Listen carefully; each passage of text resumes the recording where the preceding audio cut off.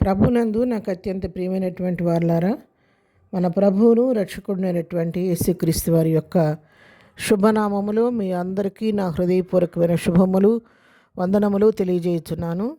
ఉదయకాల సమయంలో దేవుని వాక్యాన్ని ధ్యానం చేసుకుందాము.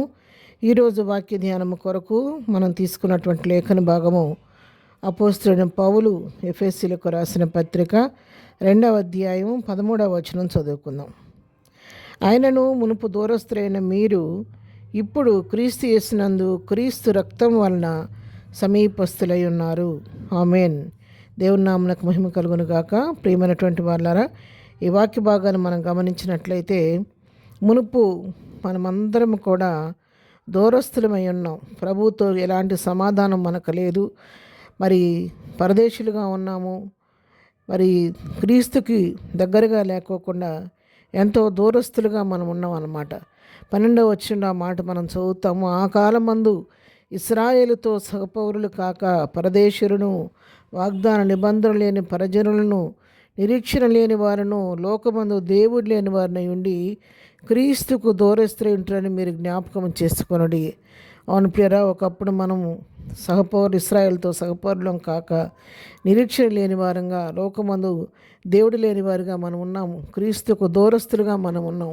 అయితే క్రీస్తు రక్తం వలన మనం ఇప్పుడు మునుపు దూరస్తులైన మనము ప్రభువుకు సమీపస్తులుగా మార్చబడి ఉన్నాం. ఎలాగ జరిగిందంటే 14వ వచనం, ఆయన మన సమాధానమై ఉండి మీకును మాకును ఉండిన ద్వేషమును అనగా విధిరూపకమైన ఆజ్ఞలు గల ధర్మశాస్త్రము తన శరీరం ముందు కొట్టివేట చేత మధ్య గోడను పడగొట్టి మన ఉభయులను ఏకము చేశాను. చూసారా, ఏ విధంగా మనం సమాధానపరచబడ్డామంటే, ఎలాగ సమీపస్తులమయ్యామంటే, మనకు ఒకప్పుడు దూరస్తుగా ఉన్న మన్నను ఆయన మనకు సమాధానకర్తగా ఉండి ఆయనే సమాధానమై ఉండి మనకున్నటువంటి ఆ ద్వేషాన్ని, విధిరూపకమైన ఆజ్ఞ గల ధర్మశాస్త్రాన్ని తన శరీరంలో కొట్టివేశాడు. ఎట్లా? శిలువ మరణం ద్వారా నీవు నేను పొందవలసిన శిక్షను ఆయన పొంది అనేకమైన గాయాలు పొంది ఆయన శరీరమందు ఆ ధర్మశాస్త్రాన్ని కొట్టివేయటం వలన, విధిరూపకమైన ఆజ్ఞ గల ధర్మశాస్త్రాన్ని ఆయన కొట్టివేసి మధ్యగోడగా అడ్డుగోడగా ఉన్నటువంటి ధర్మశాస్త్రాన్ని కొట్టివేసి ఆయన పడగొట్టి ఉభయులను మనలను ఐక్యం చేశాడు. మరి సిలువ వలన ఆ ద్వేషాన్ని మనం సంహరించి మరి మన దాని ద్వారా వీరిద్దరిని ఏకశరీరముగా చేసి దేవునితో సమాధాన పరచవలని ఇలాగూ చేశాను. ఆయనే మన సమాధాన కారకుడై ఉన్నాడు. ఆయన మన సమాధాన కారకుడు కాబట్టి యేసు రక్తం ద్వారా, సిలువ ద్వారా మనకున్న అడ్డుగోడను పడగొట్టి ఉభయులను ఐక్యపరిచి సమాధానపరిచి క్రీస్తుతో సమీపస్తులుగా చేశారు. వాగ్దానం లేని మనకు వాగ్దాన పుత్రులుగా చేశాడు. ఈరోజు నా తండ్రి అని పిలవడానికి కుమార్తెలుగా, ఆయన కుమారులుగా అంగీకరించబడటానికి మనలను ఆయన తన రక్తం ద్వారా మనల్ని కొన్నాడు. రక్తంతో విలువబెట్టి కొన్నాడు ఆయన. 19వ వచనంలో చూస్తే, కాబట్టి మీరు ఇక మీదట పరజనులను పరదేశులనై ఉండక పరిశుద్ధులతో ఏకపట్నస్తులను దేవుని ఇంటి వారినై ఉన్నారు. ప్రభువు చేసినటువంటి శిలువ బలియాగం వలన, ఆయన కార్చిన విమోచన రక్తం వలన మనం ఇప్పుడు పరదేశం కాదు, మరి బయటి వారం కాదు. మరి ఇప్పుడు మనం ఎవరమంటే పరజనులం కాదు, కానీ పరిశుద్ధులతో ఏకపట్నస్తులు. మనం దేవుని ఇంటి వారంగా మనం కూడా ప్రభు ద్వారా ముద్రించబడి ఉన్నాం. కాబట్టి ఆయన కుమారులుగాను కుమార్తెలుగాను సొత్తుగా ఆయన జనాంగంగా మనం ఏర్పరచబడి ఉన్నాం.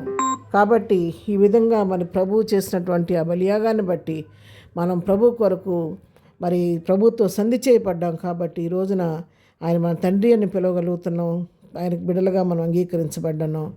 లోకమందు దేవుడు కలిగిన వారంగా, వాగ్దానం పుత్రుడంగా మరి ప్రభువును స్తుతిస్తూ, ప్రభువును మహింపరిచి, ప్రభువును సమీపించే కృప మనకు దేవుడు అనుగ్రహించాడు.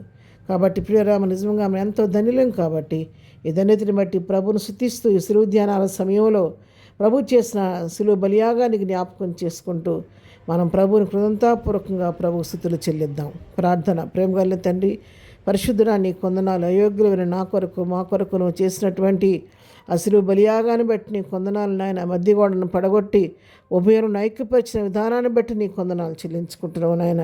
అయ్యా, పరిశుద్ధులతో ప్రభు ఏకపట్నస్తులుగా చేసినందుకు నీ కొందనాలు, నీ ఇంటి వారిగా మమ్మల్ని చేసుకున్నందుకు నీ కొందనాలు నాయన. ఇదనం మేము చేయి పనిపాట్లో రాకపోకలో తోడుగా ఉండండి. ఇదైనా బర్త్డే మ్యారేజ్ చేసుకున్న బిడ్డలను దీవించి ఆశీర్దించండి. బలహీన ఉండి స్వస్థపరచండి. దుఃఖంలో ఉన్న వారిని ఓదార్చండి. ప్రతి వారి సమస్యలు మీ నామంలో పరిష్కరించి ప్రతి వారి పట్ల కృప చూపించి మహిమ తెచ్చుకోమని యేసు నామంలో ప్రార్థించడి పొందుకొని ఉన్నాము తండ్రి. ఆమెన్. ప్రభు కృప సదాకాలం మనందరికీ తోడై నడిపించునుగాక. ఆమెన్.